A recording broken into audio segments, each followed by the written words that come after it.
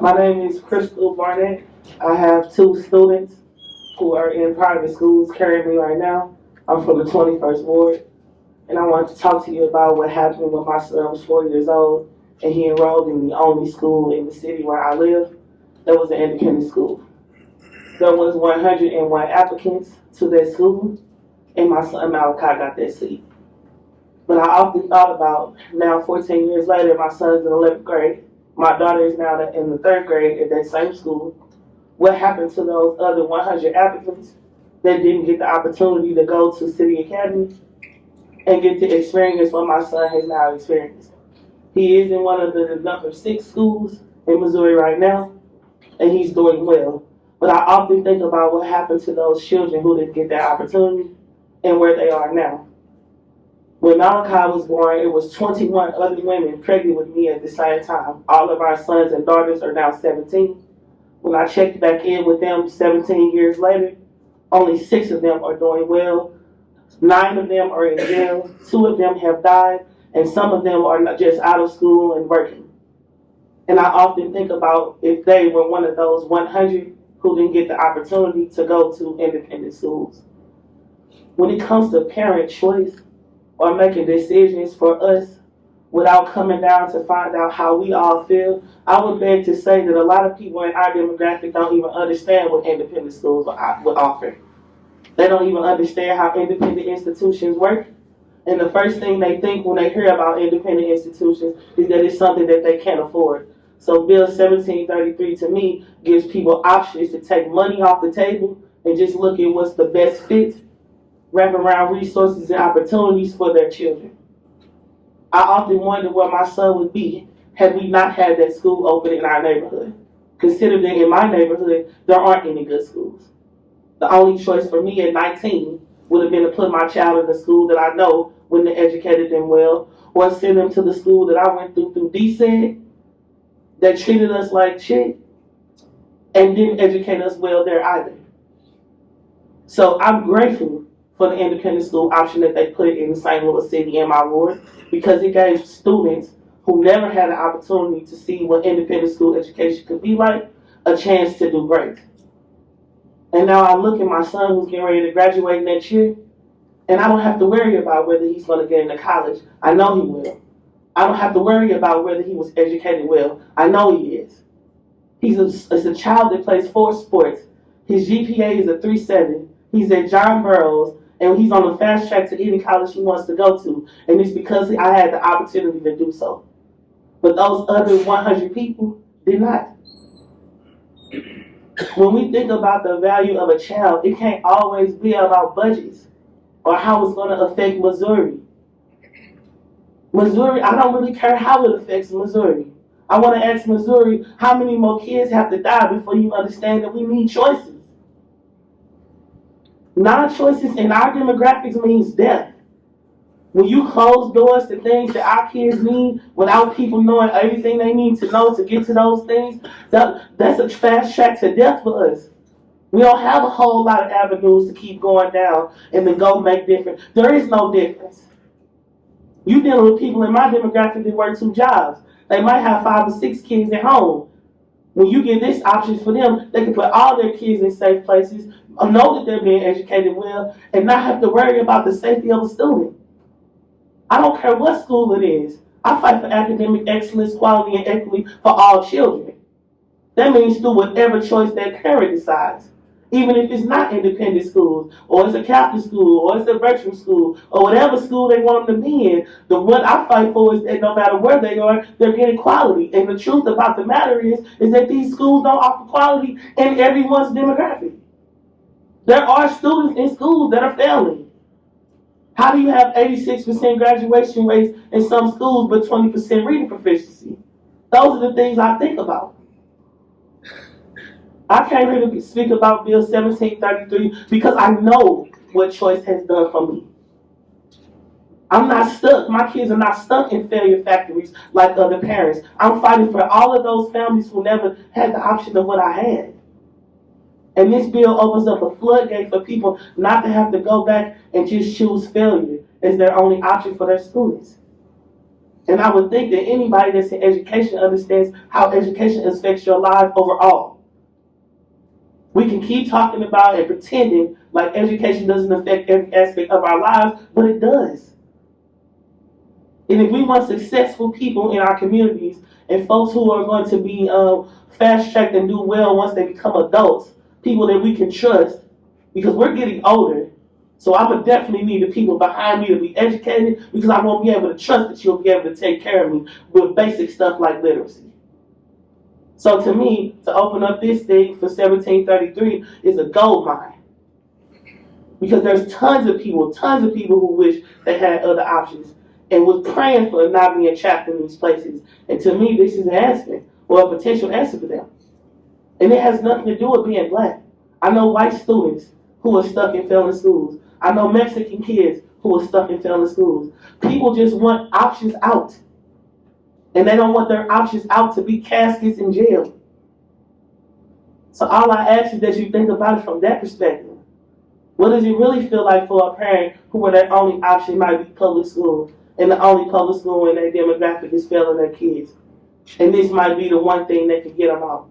What if it was your child stuck in one of those failing schools? And this would be the option for you to get your student in a better place. How would you feel then? Like, start putting yourself in the place of the people who don't have the options. And stop thinking about it from dollars and cents. How many dollars is he going? How much is the child worth? If an option it will give you a chance to save a life, what's the real thought process in that? Thank you. Thank you, ma'am. Any questions for the Representative Short? Just a couple comments. Go ahead. Thank you for coming today. I'm glad you mentioned that, it's not just about the certain races of individuals that are stuck in these failing districts, because I was one. And I actually grew up and went to school in Representative Prouty's district. The difference between me and my siblings, I was the first one to go to college, went to law school. The only difference there is they were stuck in the failing school districts. My parents weren't able to work the extra jobs to put them through the private school like me. And if you know a little bit about me and my family, I'm very much more outspoken than they are. So it resulted in me getting in fights every single day. And they knew, because I had friends, family up the street that were in prison, went to the grave, terrible stories. And those families didn't have the opportunity and the choices that my parents did finally when they pulled me out of that failing school district and put me into a parochial school district, which I was in PRO. It was the advanced programs in Ferguson Florissant School District. But by the time I went to the parochial school, I was so far behind. Yep. Even though that failing school district said that I was so advanced, I had to take all these courses to get up to speed. I went to college on a sports scholarship, went to law school on an academic scholarship.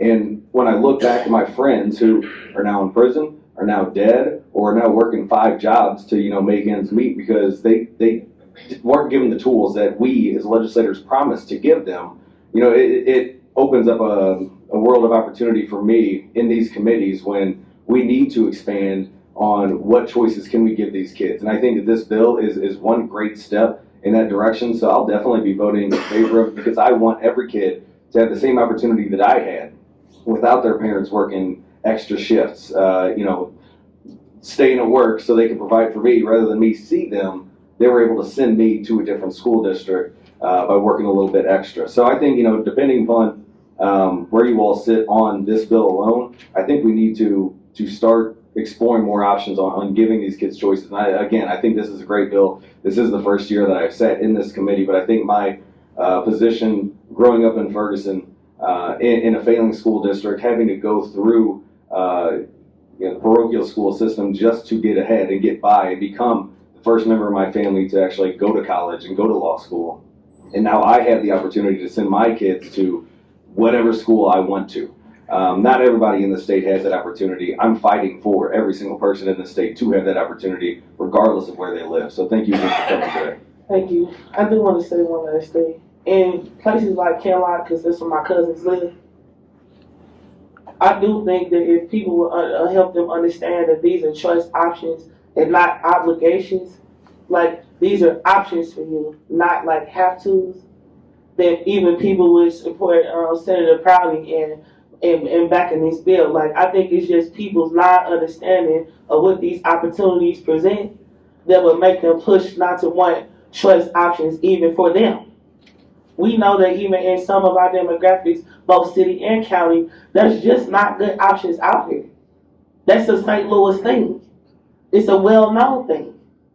So let's stop playing like we don't know that kids all over are just trapped in spaces that they're not learning in, and just give them the outs.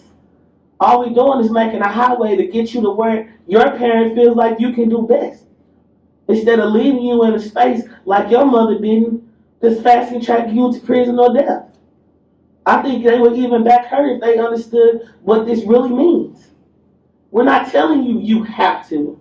We're telling you this is now one more thing that you can decide.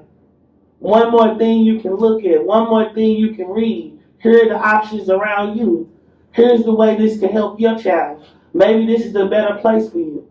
And these are the resources that we have for you. When you start laying things out like that, it makes people make different choices versus just saying, here's a bill that they may or may not even understand what it means, and this is how we feel about it. Like, some little explanation, a little heart behind what we're doing, or make for a difference of opinions, don't you think?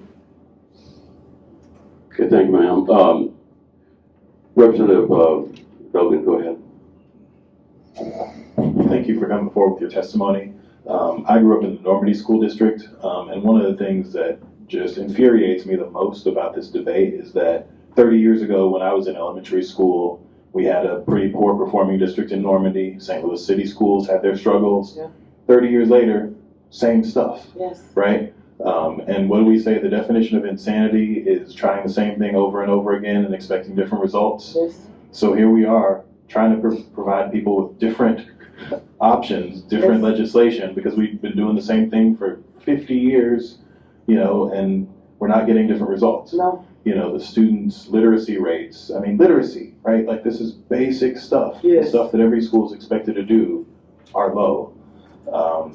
And one question I want to ask, do you know who your state representative is? No. Okay. I'm from the 21st ward, but I don't know who my rep is here. Okay. It's Chris Carter. Chris, yeah. Representative Carter. Okay. One thing that I'm always struck by when I look around, I'm a member of the Missouri Legislative Black Caucus. There's about 22 of us. Ask your state rep, ask those African American state reps, next time you see them, ask them what school they went to, because the vast majority of them did not go to their neighborhood schools. They either went to private schools or they went to DSEG schools in the county. And number two, ask them where they send their kids to school. I will do that. Because people who are going to vote against education options for you and your family, but then they exercise that choice for their family, Yes. that's ridiculous to me. So, And hypocritical. yeah, just ask those two questions next I time will you see do one that. of them. Thank you. Thank you. Representative Baker. Okay, go ahead. Thank you for being here today. Yes. I appreciate you being willing to take the time to voice your opinion on this, and thank you for your passion for your own children and for education in our state, for those others that you mentioned that didn't have the opportunity that your children did, and I appreciate that. I just have a couple questions to ask of you. You mentioned parental choice, and I could sense your passion in that. Do you believe it's, the parent is who knows what's best for their child? Yes. Absolutely, without a doubt. How does it make you feel when the state says they know what's best for your child? Well, I just say it best like this. They are not God. You're not in my home. You did not raise my child. You did not feed them. You did not go to work like I did. You can't tell a parent what they know about their own kids. There are things and inputs that parents have that teachers and administrators and states will never understand. And if you would partner with us and give us choice options, you will find out how smart and intelligent parents really are. Because no one cares about their child more than the person that gave birth. And then I would also like to ask those representatives, let me walk in your house and tell you that instead of buying your kids good food, they have to eat trash every day. And not only am I going to tell you that, I'm going to now make it a law. So I no longer give you the option to decide what your kids eat. I'm going to tell you what they're going to eat because I know what's best. That's what that sounds like to me. You don't get to walk in the home that I paid for, talk about the children that I had, and then decide what's best for that child. I'm outraged. You want to know how I really feel? And so is 99% of any parent you're going to talk to. We might not agree on how the solution needs to be, but I tell you, we all agree on the fact that other people should be making decisions for our kids without having a discussion with us. Let me ask you another question. Would it matter to you, even if, and I don't think this would be the case in this situation with these scholarships, but even if a single wealthy individual fully funded the scholarship opportunity with these ESAs for parents to have options to educate their child, would that bother you? I do not care. I don't care if Mr. Wells Fargo did it. I don't care if the person who owned the whole damn planet did it. The point is that you just gave $50 million or however many dollars it was to children to have choice options for education. That's the end. Like everybody want to pick this thing and that thing, this dollar, that. My child is worth an unlimited amount, an untapped dollar amount. Amen. I would have did anything to get my children in the best school they can be in. What would you think of, again, let's put it in that perspective and say that there was a single wealthy individual that fully funded the scholarship. What would you think of them? Would it be thoughts of thankfulness or would it be thoughts of disdain for the wealthy? Guess what? I think it's time the wealthy step up. Stop expecting poor people to do what only the wealthy can do. Stop asking for poor people to keep fashioning pennies and donating to each other when you got millions and billions that you can donate to children and save lives. You can be a literal humanitarian. Okay, let's come and shake the hand of the man who gave all the money for the next set of generations that won't fail because they trapped in failure factories. Nah, I ain't gonna be sad about it. In fact, I'm gonna cook for you. Come on by and find out what doing that for these kids has really done for all of us. We gonna say thank you. I don't care who can the money come from, as long as the next child in the school is learning at a quality level. That's how I feel as well. One last question. How does it make you feel that legislators are okay with the status quo in education and don't take a thought for a minute of the situation that we're faced, that someone else mentioned earlier, is truly a crisis? I'm gonna start dropping the crisis and the deaths of our children in their lap. We can tie the deaths in St. Louis directly to students happening at times when they should be in school, but they out in the streets killing. Or they out in the streets doing things they shouldn't be because they was given no hope and no options. So every representative I see that's going against choice for parents, I'm gonna start hitting them up and telling them how many folks is dying per month. Because you want to keep worrying about what Missouri is benefiting versus the people that make Missouri, Missouri. If there are no people here, is it a state? Like, I really got that. Is it a world without folks in it? Or is it the people that make the world the world? Same thing with an institution. Same thing with a school. Same thing with a state. What makes Missouri great is the people that live in it. And if you allowing your people to die, then what are you? I'm going to then tell you the same man that's a 19 that shot another 19-year-old. You held the gun too. Because when I asked you to give choice options to those parents who needed help, instead of judging them like people do and shutting down their options, you allow for their children to be pushed out, pushed into violence, trapped in the streets, and now dead. So I'm going to lay the responsibility of the death of kids all over on those people's lives. And hope that you would give a little bit more care to the lives of children than you do currently. No shade to no one. Because I have no idea what all of you think. But I'm telling you what I think. We're talking to parents every day. We're out canvassing and knocking on doors in all areas.